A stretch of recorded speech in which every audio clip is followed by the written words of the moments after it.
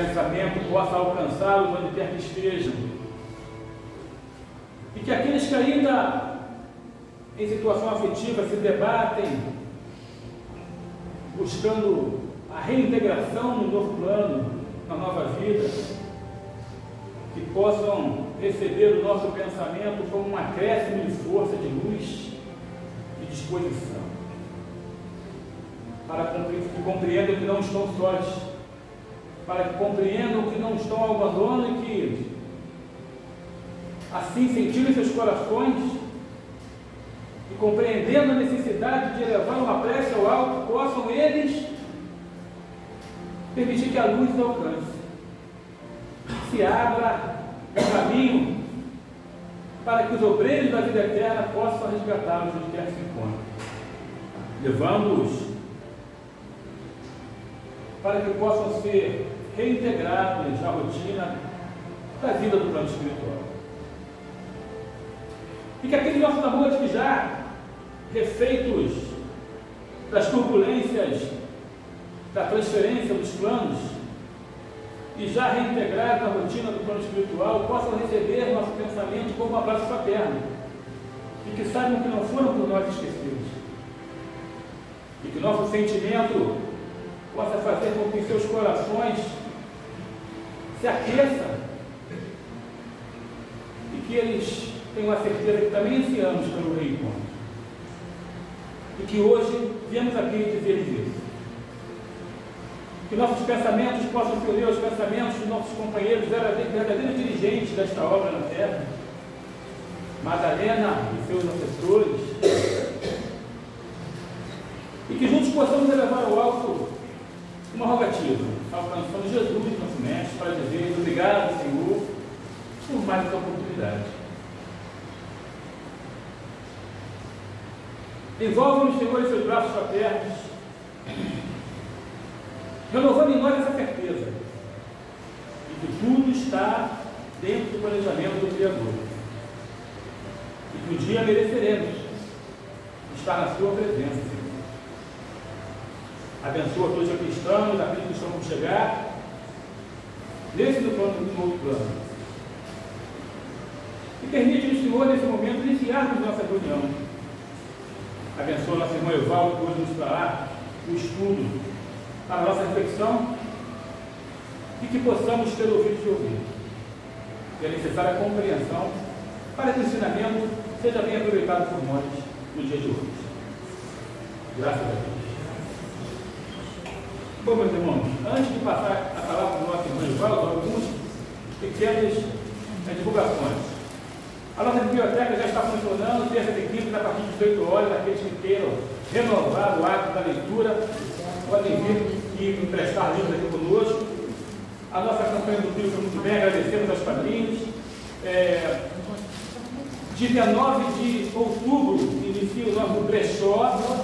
Novembro, desculpe, já estamos em novembro. 19 agora próximo de novembro inicia esse nosso brechó entre as duas farmácias aqui em Irajá, né, Drogas Via Pacheco. Quem tiver lá alguma roupa, algum utensílio doméstico que não esteja fazendo uso, que só se lembra que tem com esbarra, por exemplo, né? Nós aceitamos aqui as doações para que possamos, através, né, da venda desses produtos a preços bem módicos, para que possam ser utilizados por pessoas de poucas posses, mantermos nossa casa, certo? E as nossas obras assistenciais. Então, dito isso, nosso irmão Evaldo tem a palavra. Que a paz de Jesus seja em nossos corações e que o olhar bondoso de Maria Madalena aqueça nossos corações para a gente falar não o que nós queremos, mas o que precisamos ouvir. Vocês estão felizados que estão distantes de mim, eu estou com a orelha perto da boca, então tudo que eu falar aqui primeiro é para mim. Como não sou tão egoísta assim, eu vou dividir com vocês. E o irmão estava falando para a gente sobre saudade. E eu lembrei, sabe, irmãos, pouco tempo atrás, uns 40 anos atrás, quando a gente participava da caravana lá em Curupaiti, no Hospital Hanseníase, né, antigo leprosário, lá nós temos um centro espírita Filhos de Deus, em atividade até hoje. À época, o presidente da casa era o Amazonas Hércules.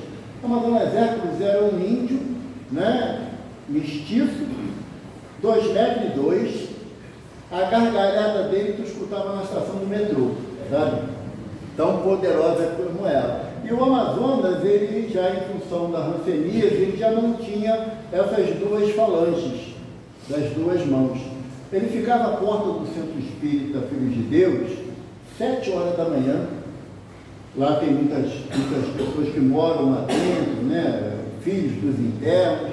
E o Amazonas ficava na porta do centro, passava um bom dia. Quando a pessoa respondia a ele, né? Bom dia, seu Amazonas, você pode fazer um favor? Ele, sempre com um lápis e um rolo de esparadrapo embaixo do braço, ele pedia para a pessoa prender um lápis no dedo e na outro dedo, para ele datilografar as mensagens de Maria Dolores, de Meimei, para distribuir. Porque ele não tinha como fazer isso sozinho, então dependia sempre da oportunidade de alguém. E quando nós chegamos lá pela primeira vez, o Amazonas pediu a gente para, o coordenador que estava com a gente, para visitar um dos pavilhões que tinham 2 irmãos lá internos também, inclusive o ex-presidente do Filhos de Deus, que é o irmão Frederico, e o Fernando.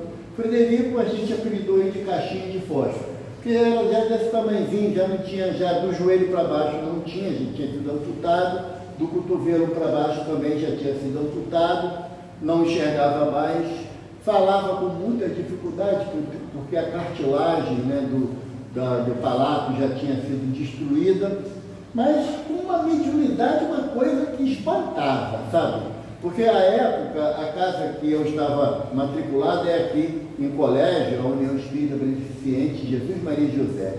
Ali na Estrada do Barro Vermelho, a casa desde a década de 20 em atividade, e quando nós chegamos lá, o Frederico falou assim, lembro, ele já estava cego, e ele com a voz muito fanhosa falou assim, Fernando, canta que os filhos de Isaac chegaram. Isaac era o fundador da nossa casa, desencarnado em 1950. E eu já olhou para a cara do outro, né, falou assim, mas ele sabe que a gente, né? A gente naquela aparência, ignorância ainda, né? E aí o Fernando, com o violão, ele já tinha os pés amputados, mas os braços inteiros, ele tocou a Quanta Luz. Foi a primeira vez que nós ouvimos Quanta Luz e emocionou muita gente. E todas as vezes que nós íamos no leprosário, chegávamos perto do Frederico e falávamos assim, Frederico, viemos matar a saudade. E Frederico falou assim, ah, meu filho, saudade não se mata, saudade se renova. Porque se matar a saudade, ninguém procura ninguém. Então hoje não é dia de matar a saudade, por favor, é dia de renovar a saudade. Porque aqueles a quem amamos, e que nesse dia fica mais forte a lembrança, né? Diz para uma mãe que ela só pode lembrar do filho que desencarnou hoje. Impossível. Diz para um filho que só pode lembrar da mãe e do pai hoje. O restante do ano, 364 dias do ano, não pode lembrar. Só hoje. Não há essa possibilidade. Hoje é uma data instituída pela sociedade humana dedicada a essa lembrança, mas não um dia de tristeza. Evaldo, não pode ficar triste no dia de finado? Tem algum lugar que está escrito isso? Não, não tem escrito. É permitida a tristeza, por quê? Porque é pela nossa necessidade de estar em contato físico. Porque eu não tenho contato físico, por exemplo, eu tenho um enteado que ele estuda em outro país. Por mais que hoje tenha o benefício do WhatsApp com chamada de vídeo, mas tu não tem cheiro, tu não pega, né? Não belisca. Então, assim também com os nossos avós que nos antecederam no retorno à Plaza Espírita. Antecederam, ou seja, foi fora de época? Sabemos que não. Tudo obedece a um cronograma que não está em nossas mãos dizer em que momento isso vai acontecer ou não. A gente não sabe nem o dia da nossa volta. Não se preocupe, não será hoje, que hoje tem estudo na casa de Madalena, aqui ninguém desencarna. Mas não quer dizer que não possa ser amanhã. Mas não sabemos o dia que é. E a doutrina espírita, ela não veio, eu usava um termo que depois eu fui obrigado a corrigir, sabe, Deli? Porque a doutrina espírita não veio com a finalidade de matar a morte. Não veio, porque a morte é um fato. Agora, o que não existe à luz da doutrina é a finitude. Não acabou. Há alguns anos atrás, ou séculos atrás, nós éramos adeptos da doutrina materialista, onde apenas aquilo que era visto, palpável, que era sentido, era de fato real. A partir do advento, tanto do Evangelho de Jesus quanto da doutrina espírita, começamos a ter uma compreensão diferente. E nessa compreensão diferente, nós temos que atualizar o pensamento também.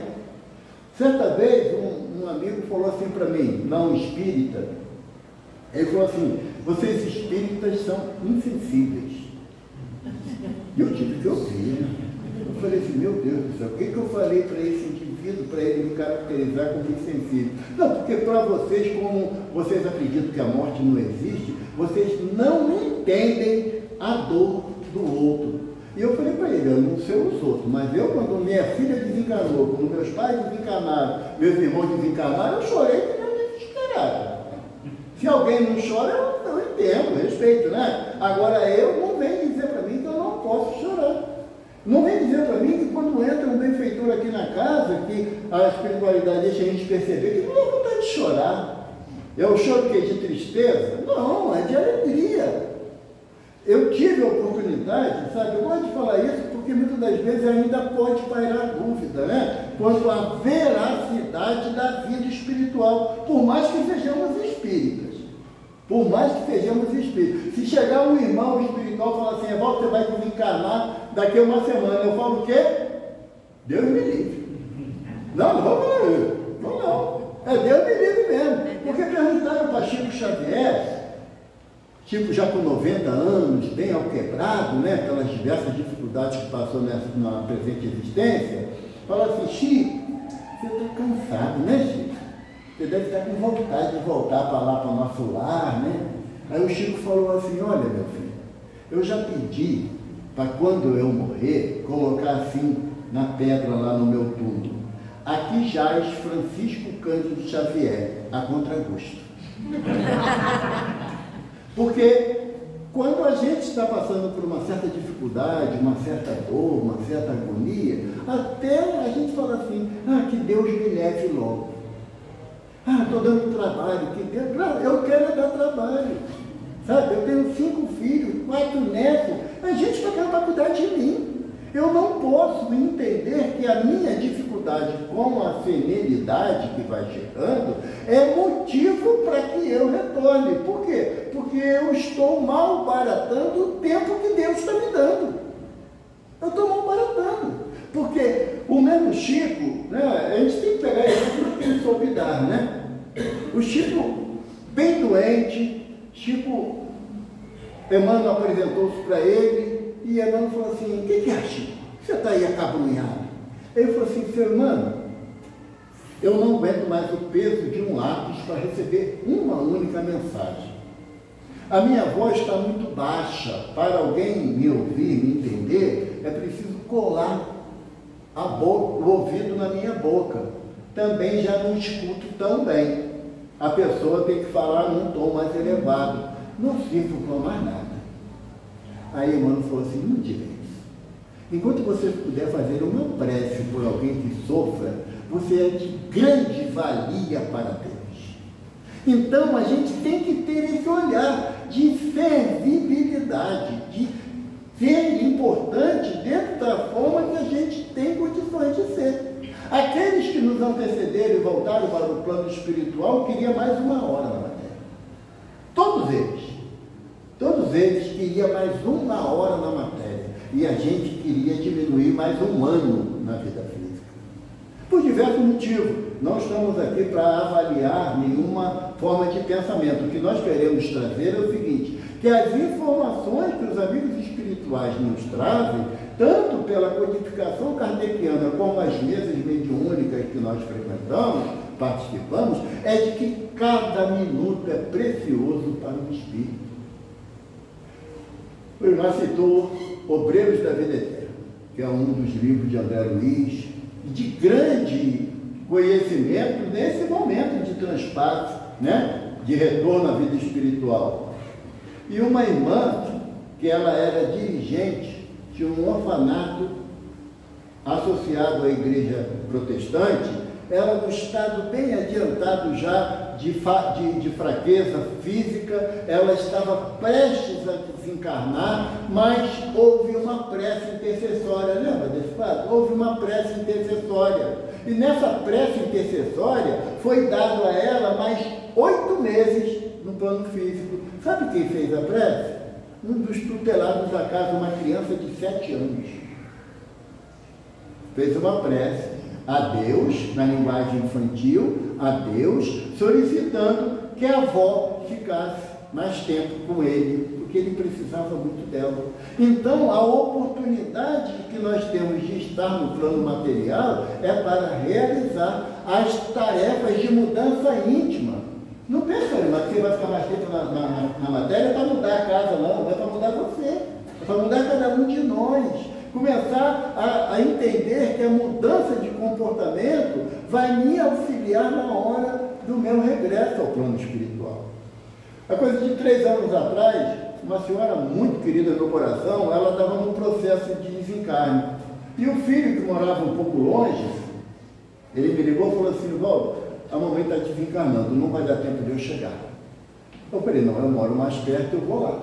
Cada um fazer aquilo que for possível, a gente não sabe realmente o que vai fazer. Quando eu cheguei no quarto, estava a filha, que residia com ela à época, a moça que auxiliava lá na casa, e eu entrei no quarto, eu parei, porque tinha tanto espírito amigo dentro daquele quarto, auxiliando o desencarne daquela irmã, que eu fiquei com medo de eu atrapalhar. Porque quando você é permitido, você ver o ambiente espiritual, você começa a se sentir um patinho fora d'água, porque você vai entrar, as minhas vibrações ainda não são lá grandes coisas, então posso atrapalhar. E aí um amigo espiritual falou assim: não, meu filho, estamos esperando alguém chegar no plano físico que nos auxilie no processo. E, Deni, durante o processo de prece, o corpo físico aqui, e à medida que a gente ia fazendo as nossas preces também, aí via o duplo etérico, sabe? Acima do corpo. E como a prece se tornava mais fervorosa, esse duplo etérico ficava mais denso. E aí a densidade começou de tal forma que ele foi deslocado para a lateral. A maioria dos médios é médio fofoqueiro também, né? Porque aí eu falei: caramba, que legal. Aí o perispírito voltou. Aí a irmã falou assim: se é para atrapalhar, pode ir embora. Eu pedi desculpa, voltei para a prece. Aí o processo se renovou. Aí, sabe aquele cordão de prata que eu geralmente falo? Não existe mesmo, não é brincadeira não. Estava aqui assim, né? Ligando o perispírito ao corpo. E aí eu vi chegar duas entidades espirituais, um irmão e uma irmã, uma luminosidade tão bonita, mas tão branda, para não ofuscar, que começou a dar passe no corpo. Sabe, aqueles passes longitudinais? Tá? E o cordão, que era antes de cor vibrante, começou a ficar um pouco opaco. E eu pensei: vamos cortar, né? Vamos seccionar. Aí o benfeitor falou assim: não, meu filho, não está na hora. E aí a densidade do perispírito, do corpo espiritual, né, ele começou a ficar tão denso que eu já não sabia quem era o corpo físico e quem era o perispírito. E aí, quando foi 2 horas depois, porque assim, é como muitos irmãos aqui, trabalhadores, sabe, da doutrina, não são apenas curiosos da doutrina, são aqueles que se dedicam àquilo que a doutrina nos propõe. Aí, quando foi 2 horas depois, aí o benfeitor falou assim: está na hora de separarmos em definitivo. E aí você escuta um creque, como se fosse partido mesmo. Nisso, o corpo estremeceu e a irmã abriu os olhos na espiritualidade. E quando ela abriu os olhos, que viu o que estava acontecendo, ela me olhou e falou assim: obrigado. Não tem cena mais bonita que essa. Como você vai chorar de desespero sabendo dessa realidade?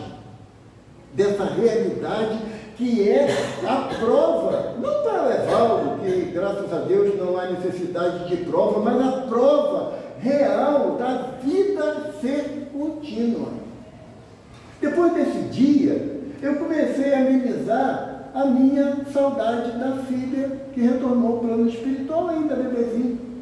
Eu comecei a entender que a minha mãe e o meu pai, nessa atual existência, têm que continuar a sua jornada, porque eles não são meus pais, são irmãos.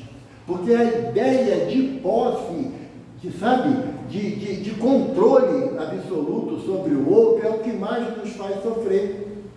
Porque quando eu tenho a consciência que eu não sou dono dos filhos que Deus me prestou, nem da esposa, nem do meu marido, nem da minha casa, nem do meu carro, nem do meu irmão, se eu começo a desenvolver essa percepção, eu favoreço um distanciamento. Favoreço um desligar. Por quê? Por menos importância? Não. O que a doutrina nos esclarece nesse período onde muitos de nós choramos amargurados a ausência dos nossos queridos, a doutrina nos ensina o respeito à jornada de cada um. Ah, será que fulano está numa situação boa no plano espiritual? O julgamento pertence a Deus, não a um de nós. Eu tenho 2 sobrinhos que tiveram desencarne violento, 3 tiveram desencarne violento, e lógico que as mães, minhas irmãs, a maior dúvida era como eles estavam no plano espiritual. E todos nós temos essa preocupação. Todos nós temos essa preocupação. E eu sempre propus a seguinte ideia. Os meus sobrinhos, seus filhos, foram trabalhar num lugar longe, em outro país, aonde não tem acesso ao telefone, nem o WhatsApp. Não tem acesso. E você está aqui esperando a oportunidade deles mandar a notícia. Porque eles que têm que mandar essa notícia. Você não tem como proporcionar esse momento. E aí, eles conseguem ligar. Passados 6 meses, assim, de distância, conseguem ligar. Aí, quando liga o Orival fala assim: ah, meu filho, eu não aguento mais de saudade de você. Eu vou vender tudo que eu tenho aqui, dar meu jeito e vou para aí aonde você está. Aí eles vão falar assim: tio, calma, tio, não é assim não. A gente está aqui, está distante, mas estamos produzindo, estamos tentando nos ajustar a essa nova situação. Mas eu não aguento mais de desespero, meu filho, eu quero ficar perto de vocês. Você acha que ele vai ficar tranquilo? Acha? Meu tio está pancadão, ela está querendo vir para cá, não sabe nem como é que vai fazer para vir para cá, vai arrumar a ideia de se perder e ir por caminhos ignorados. É quando a gente permite, que aí sim que a doutrina nos esclarece, que o desespero não pode tomar conta do nosso nível de consciência que o Evangelho nos propõe. É Jesus que nos propõe a transformação de entendimento. Nós separamos, e evidentemente sempre há necessidade de trazer qualquer conversa. Isso aí foi um pedido que eu recebi, sabe, Orival? Toda e qualquer conversa que eu entabule tem que ter como base o Evangelho de Jesus. Sabe? Não dá para poder conversar tirando só da minha mente que não vai sair coisa muito boa, não. Tem que ter a ligação dos assuntos, tem que estar associada ao Evangelho. Porque não é o Evangelho que é o pão da alma. Não é isso? Não é Jesus que fala que ele trouxe para nós tudo que ele aprendeu era do Pai, que é o Evangelho, que é a boa nova, porque o Evangelho é de Deus. Jesus assevera isso para a gente. Jesus é o mensageiro divino, porque boa nova, o Evangelho quer dizer boa nova, ele é o mensageiro divino nos trazendo essas boas notícias, que são o quê? As palavras de Jesus? Não, os exemplos de Jesus. Porque as palavras do Mestre, se você for estudar a Bíblia, você vai encontrar no Velho Testamento palavras que Jesus relembra para nós, com uma exceção, exemplificado por ele. Todos os ensinamentos contidos nos 4 evangelistas, todos que Jesus nos passa, ele exemplificou. Então, lá no Evangelho, está no capítulo 23, Mas na Bíblia, está no livro de Lucas, capítulo 9, versículo 59, começa a história. Kardec pega aqui a citação do 59 e do 60, aonde no Evangelho segundo o Espiritismo, não à toa, Kardec colocou esse capítulo com o título de Estranha Moral. Por quê? É nesse capítulo que Jesus fala de abandonar pai, mãe, irmão, irmã, filho, filha, esposa, marido. Jesus coloca, no capítulo 9 de Lucas, ele coloca todas essas orientações. E aí, Kardec anotou assim para a gente. Disse a outro, segue-me. E o outro respondeu, Senhor, consente que primeiro eu vá sepultar meu pai. Jesus lhe retrucou, deixai aos mortos o cuidado de sepultar os seus mortos, quanto a ti vai anunciar o reino de Deus. Primeiro a gente precisa, agora pode marcar o tempo da palestra, tá? Até agora foi só preâmbulo, tá bom? Agora, primeiro, nós temos que contextualizar os ensinos do mestre. Quando você pega solto, você parece até uma incoerência, né? De Jesus deixar um morto enterrado. Como é que um morto vai enterrar outro morto? Parece algo incoerente. Tem um livro do Haroldo Dutra Dias, né? Palestrante, que é Parábolas Evangélicas, Texto e Contexto. Quando saiu esse livro, eu comprei correndo, porque eu achei que ele ia dissertar. Não, ele me deu uma aula de interpretação de texto no livro. É gramática pura o livro. Mas, no final, ele mostra como é importante você saber o contexto das colocações de Jesus. Você não fica meio solto. E nem aquela parte quando Jesus fala, mestre, tua mãe e teus irmãos estão lá fora. Quem é minha mãe, quem são meus irmãos? São aqueles que cumprem a vontade de Deus. Poxa, mas ele não falou antes que tinha que honrar pai e mãe? Como é que depois ele coloca? Então você tem que entender o contexto da palavra de Jesus. Aí, eu peguei a Bíblia aqui, que eu sei que todo mundo lê a Bíblia, tá? Então é só para lembrar, tá bom? Porque é só para lembrar. Você já sabe até de cor que eu vou ler aqui, mas eu tenho que ler. No capítulo 9 de Lucas, está anotado assim, lá no versículo 57. Indo eles a caminho afora, alguém lhe disse, seguir-te-ei por onde quer que fores. Mas Jesus respondeu, as raposas têm seus covis e as aves do céu ninhos, mas o Filho do Homem não tem onde reclinar a cabeça. No 59 vem esse que nós falamos aqui. Mas vamos pular para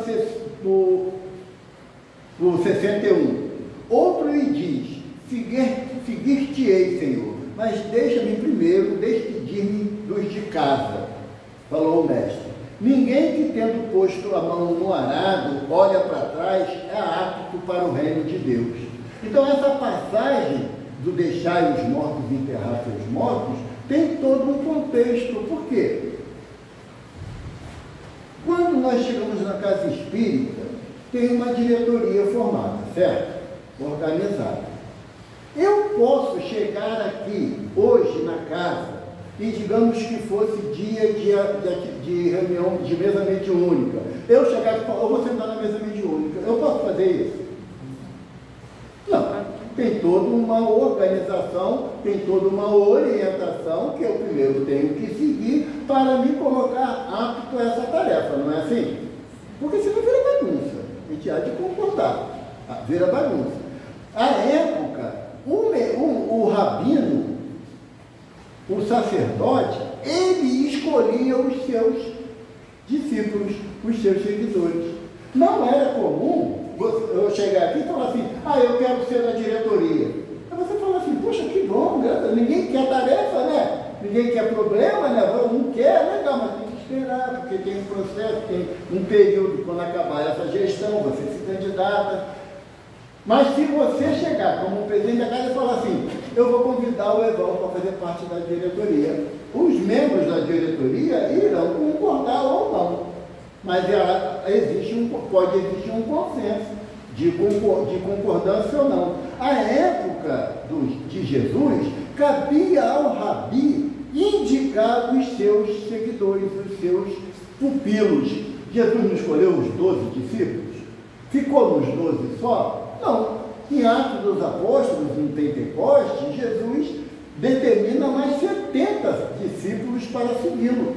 Então, quando o jovem chega para ele e fala que vai seguir Jesus, Jesus fala assim, não é bem assim. Tem um processo a ser estabelecido. E aí, quando ele fala do covil, né, que a raposa tem seu covil e os pássaros têm os seus ninhos e o Filho do Homem não tem onde repousar a cabeça, Jesus está mostrando que para segui-lo não pode ser um condicionante. Nossa benfeitora Maria Madalena fala assim para a gente, olha só, vocês querem participar da casa? Beleza. Mas vamos aprender o Evangelho de Jesus a começar por amar uns aos outros, tanto quanto Ele nos ama? É a condição. A condição de participarmos da casa é a prática do amor que Jesus nos propôs e nos exemplificou. Então não é só chegar aqui, agora eu sou tutelado de Maria Madalena. Sim, porque o coração dela é maior do que a minha ignorância, mas não que eu tenha já direitos adquiridos por isso. Então, quando o jovem fala para Jesus que Jesus, quando Jesus o convida, né, vem seguir-me, e ele fala, não, senhor, mas deixa antes de eu sepultar meu pai. Tem dois entendimentos disso. Um bem material e um bem subjetivo. Vamos para o subjetivo. Há quem diga que o jovem fez essa proposta muito semelhante a que nós fizemos, muitos de nós na mocidade. Quando eu tiver com mais idade, eu vou me dedicar ao Evangelho, eu vou estudar mais. Olha, pode contar comigo daqui a 30 anos, né? Então, quando o jovem fala, deixa eu sepultar meu pai, o que ele está falando? Ele tem meu pai na matéria, tem muita coisa para resolver, muitas coisas lá de casa para resolver. Quando meu pai desencarnar, eu estarei livre para seguir. Aí Jesus fala assim, não, vou. Deixa os mortos o cuidado de sepultar os seus mortos. Por quê? No processo judeu, hebraico da época, sabe quanto tempo levava o sepultamento? Tem ideia? 1 ano. Um ano. Por quê? Porque a pessoa desencarnava, né? Aí ia lá, botavam lá no túmulo, né? Aquele da pedra, direitinho, certo? Ele estava deitado para a vida. Deitado para a vida. Poderia ser que ele levantasse ou ressurgisse. Passado 1 ano, o que tinha lá dentro do túmulo? Um monte de ossinho, porque a carne já tinha sido desfeita. Quando pegava aqueles ossos, botava dentro de uma caixa, que é ossuário ou ossada, do tamanho do fêmur, que é o maior osso do corpo humano, ali era o sepultamento. Só ali. Então, o que o Jorge estava falando? Daqui a 1 ano, se meu pai morrer hoje, daqui a 1 ano eu estarei apto a seguir. Era a primeira interpretação. A segunda interpretação, que era subjetiva, era que o jovem, segundo dizem os historiadores, o pai já tinha falecido. E aqui os filhos homens da época, eles tinham que estar presentes ao sepultamento do pai, ou ao que chamavam na época de o deitar do pai. Para quê? Para que ele tivesse direito à herança do pai. Se ele não tivesse presente, o Estado podia requerer para o Estado a herança do morto. Então, quando o jovem vai, deixa eu primeiro sepultar meu pai, por quê? Porque eu tenho que provar para a sociedade que eu sou um bom filho. Vocês lembram antigamente, assim, muito antigamente, não é da nossa época não, das carpideiras, aquelas iam para o velório só para chorar? Até hoje tem na Espanha. No interior também tem, no interior do Brasil também tem, no interior de Minas também tem. As carpideiras, aquelas pessoas que iam só para chorar, e chorava mesmo, se descabelava, se deitava em cima do caixão, era uma coisa, encenação legal. Terminava o sepultamento, recebia o dinheirinho dela, limpava a carinha e ia feliz da vida para a rua, para outra tarefa. O que era estabelecido como bom filho à época de Jesus era esse escândalo. Entendeu? Não leva, a gente vê aqui beirajada. Não, eu quero ir junto. Aí a terra corre, cai lá embaixo, me tira daqui, pelo amor de Deus. Não quer mais ir junto. Sabe? Então, o processo dessa citação tem esses 2 anos. Tá? O objetivo e o subjetivo. No subjetivo, prejuga-se que o jovem, o pai tinha morrido, ele como filho primogênito, ele tinha direito à maior parte da herança. A época era assim.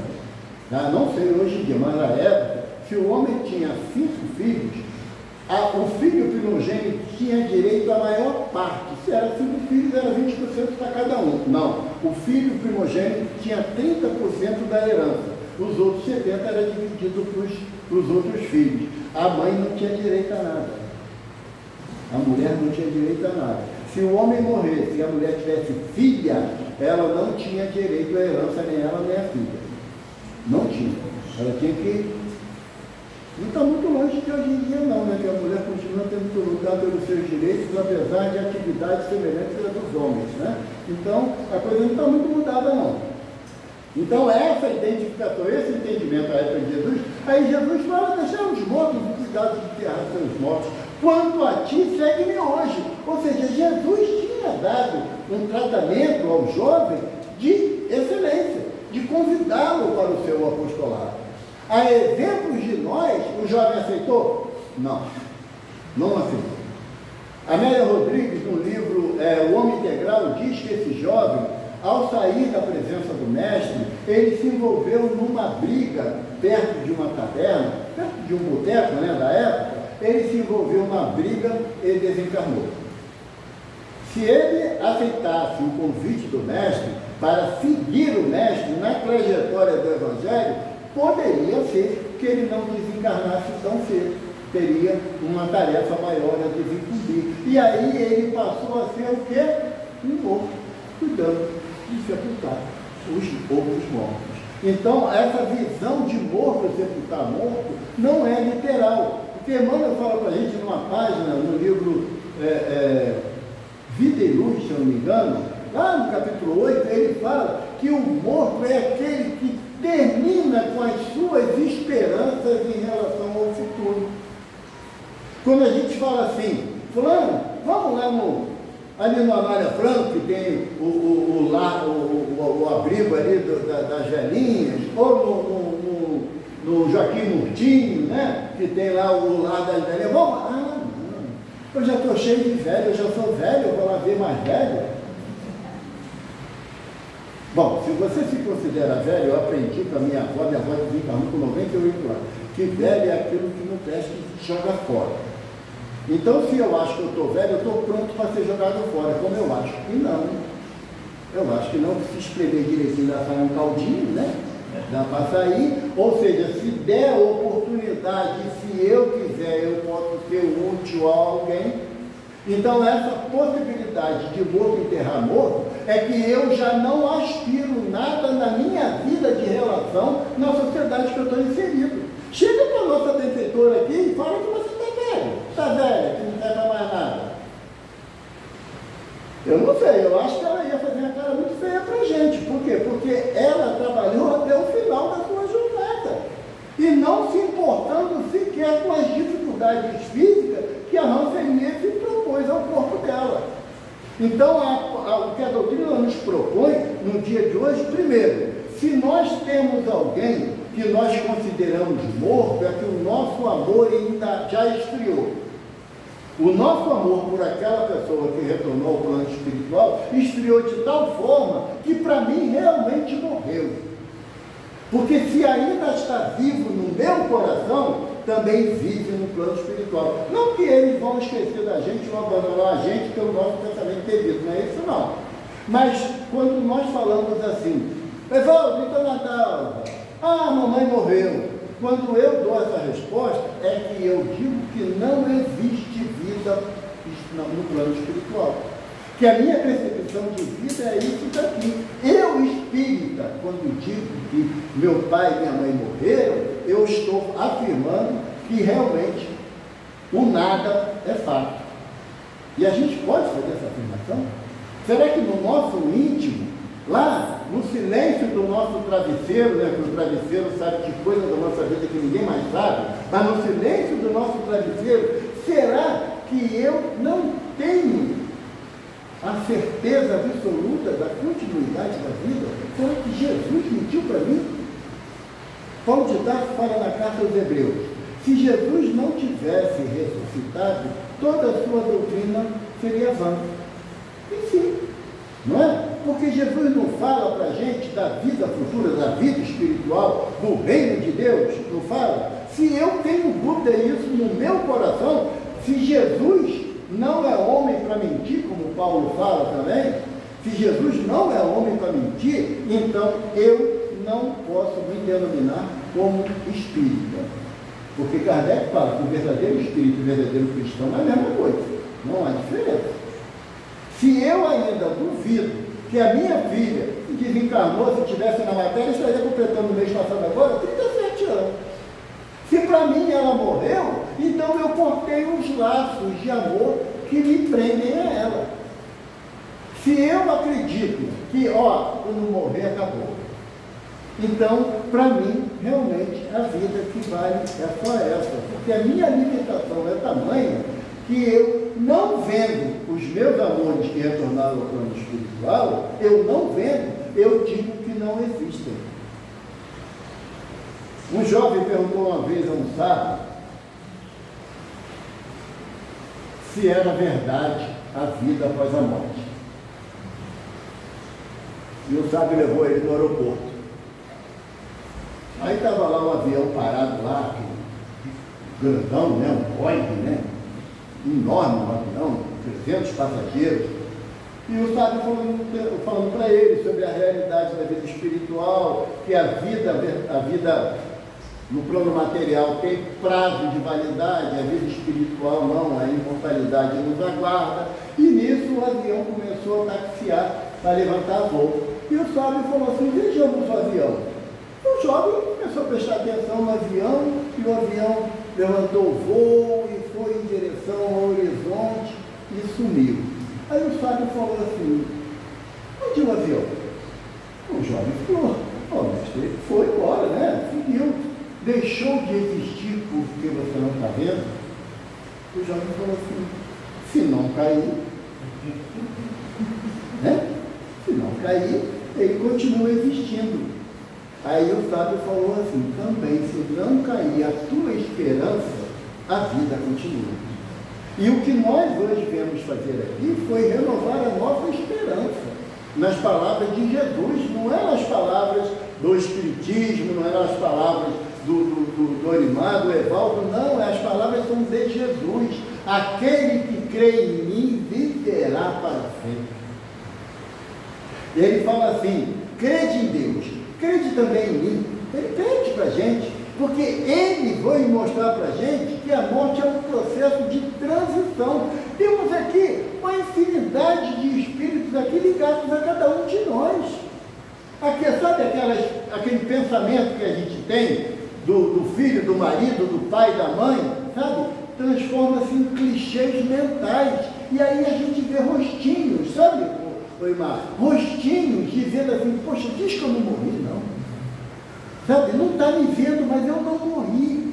Porque a morte, ele é o preço do pecado, não é assim que diz Jesus?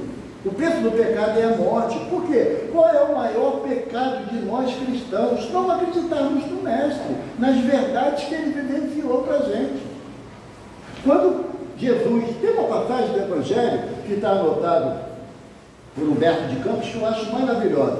Ele diz, né, que Pedro estava na casa do caminho, já havia acontecido já o Pentecoste, onde o Mestre voltou às atividades espirituais, não se mostrando mais materializado, né? E Pedro estava na igreja do caminho, nos afazeres, terminou a tarefa, sabe, ele vai fechando a casa, doido para ir embora para a casa dele, e aí, bate na porta. Aí Pedro fala assim: irmão, já terminou a tarefa, amanhã estaremos novamente. E, irmão, já não tenho nem um pedaço de pão para te dar, a sopa já acabou, volte amanhã em nome de Deus. Aí Pedro já saiu, né, naquele rompante, para dar um jeito desse abusado, né? Quando abre a porta é Jesus. Aí Jesus falou assim: Pedro, eu te pedi para apacentar as minhas ovelhas. Toda vez que bater a saudade forte no peito, e bate, sabe? Daquele cheirinho da mamãe, né? Daquele olhar meio torto do papai, lembra que ele é parte das ovelhas que Deus pediu para nós apacentar. Porque o Chico fala para a gente que a saudade é dos dois lados. E a gente, no nosso egoísmo, só pensa na nossa. Quanto tempo a Bela Luiz ficou para ir ver a esposa e os filhos? 9 anos. 1 ano foi depois que ele foi recolhido do nosso lar. Mas ele ficou 8 anos no umbral. 9 anos. Falávamos aqui do Dr. Herman, né? O Dr. Herman teve, quando na matéria, lá no início do século passado, né? Ele na Alemanha, ele desencarnou na Primeira Guerra Mundial, né? E até hoje ele não conseguiu encontrar a esposa e os filhos. 100 anos. E ele diz que a proposta da espiritualidade para que ele encontre-se com a esposa e os filhos que estão num plano mais elevado é o trabalho do bem, é praticar a caridade. E o que os nossos amores que nos antecederam pedem a gente hoje é praticar a caridade. A maior caridade é com a gente mesmo. É falar igual Paulo de Tarso falou no final, né? Lutei o bom combate, ou fiz a boa carreira, guardei a fé, já não vivo em mim, mas o Cristo em mim vive. A proposta do Evangelho para o dia de hoje, para os dias subsequentes, é a gente guardar a fé. Porque se Jesus mostrou para mim que a morte é uma transição natural para espíritos encarnados no plano de prova e expiação, se Jesus mostrou isso para mim, gente, eu não tenho por que duvidar. Porque o Mestre, tudo que ele falou, ele fez. Perdoa os teus inimigos, no alto da cruz, Pai, perdoai, pois não sabem o que fazem.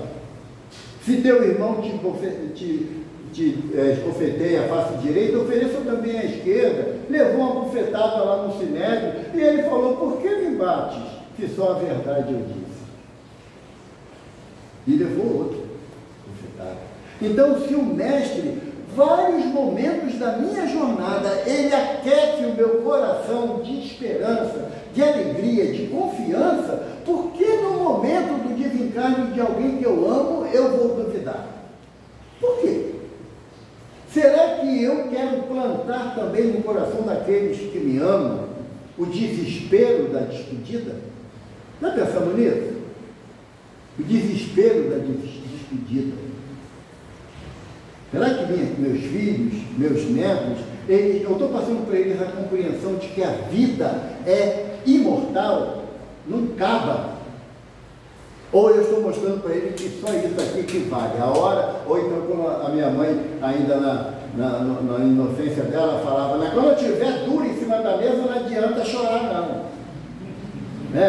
Mãe é trágica, né? Mãe é trágica, ele vai de mãe é trágica. Sabe, será que eu estou passando para os meus filhos o quê? A compreensão de que eu não sou esse corpo que irá perecer, sabe? Ou pela terra, ou pelo fogo, vai perecer. Mas eu, Evaldo, a minha essência, eu, o ser criado por Deus, para ser feliz, eu vou continuar a minha jornada. Eu estou ensinando isso para os meus? Ou eu estou ensinando a dúvida que eu tenho e que a doutrina se esforça em desfazer? É para a gente pensar. Porque Jesus fala assim, eu vos amei de tal forma que darei o meu templo por amor de vós. Jesus está falando do templo o quê? Do corpo. E ele é teu mesmo. Mas acabou por isso? Quem acredita na morte não acredita na ressurreição de Jesus. É bom a gente pensar nisso. Quem acha que morreu, acabou, como muitas das vezes nós colocamos as nossas dúvidas, então não acredita que Jesus ressuscitou dos mortos, ficou conosco 40 dias e retornou ao plano espiritual para continuar nos amando, nos ajudando. Tem o livro, eu acho que é na introdução do livro no primeiro capítulo do livro dos Espíritos, que tem a mensagem do benfeitor Eusébio, que ele diz que quando na matéria, o desejo dele era progredir, evoluir.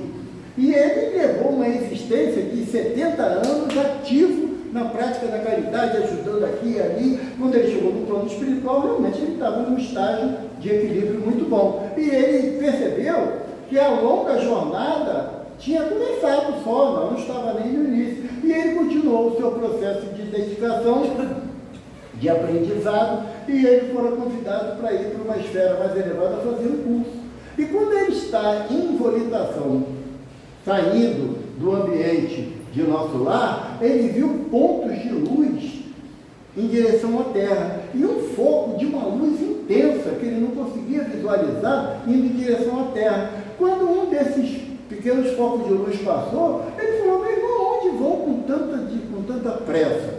Aí o benfeitor falou assim: vamos acompanhar Jesus, que vai nas zonas de sofrimento amparar aquele que chora. Jesus é assim, sabe? Jesus não está sentado num trono, sabe, do lado de Deus, aquele velhinho de barba branca, sabe? Não está. Jesus está onde a lágrima se faz. E eu, como espírita, como cristão, eu tenho que ser o lenço que Jesus vai me ajudar, me usar para secar a lágrima do outro. Agora, que lenço é você? Um lenço já molhado, encharcado, ou um lenço pronto a curar, a tratar, a secar lágrimas, a dizer assim, num abraço fraterno, amoroso: confie em Jesus, em nada acredita. Aquele seu amor que retornou ao plano espiritual, com as graças de Deus, daqui a pouco ele está na atividade dele. Eu, durante os 37 anos que minha filha desencarnou, eu só pedi uma coisa para ela: filha, não deixe de trabalhar pelo bem, não. Continua trabalhando, seja obediente, seja resignado. Porque se eu e a mãe dela sofremos pelo desencarne dela, ela também passou por momentos difíceis de ter que ver-se distante daqueles que ela considera pai e mãe. E eu vou ser o quê? Lenço ou você bica? Eu vou dar a oportunidade de afagar, de amparar aquele que está chorando, como a gente vê muitas das vezes hoje nos Campos Santos, né? Aqueles irmãos que entram em desespero mesmo, ou eu vou ser o lenço que vou chegar lá e não preciso falar nada. Um abraço conta muito. Um abraço conta muito. A nossa finalidade é que nós sejamos portadores da esperança e não acréscimo de desespero. Tá bom? Que Jesus nos abençoe. Obrigado. Nós agradecemos, nosso irmão Evaldo, por essas profundas colocações acerca desse tema, né, que nos trouxe aqui a morte, né, que não está morta, nunca estará, mas também não precisa ser tão assustadora quanto nós aprendemos, né, equivocadamente. Cruzam e que o teu sempre me acompanhe e ampare. Que a paz do Senhor seja contigo. O Evangelho segundo o Espiritismo, capítulo 28, como diz o nosso irmão, essa é a prece de número 63 do Evangelho segundo o Espiritismo.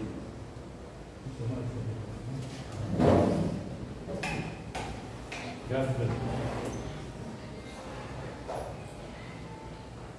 Relembrando as palavras de Santo Agostinho, no capítulo Pedi Obtereis, onde ele nos conclama a nos banharmos nas energias renovadoras da prece.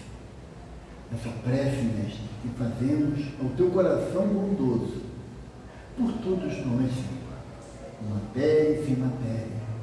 Tantos irmãos que ainda se encontram iludidos na posse efêmera do corpo físico, que estão atrelados nos campos santos e que não aceitam a interferência dos teus missionários para retirá-los da ilusão.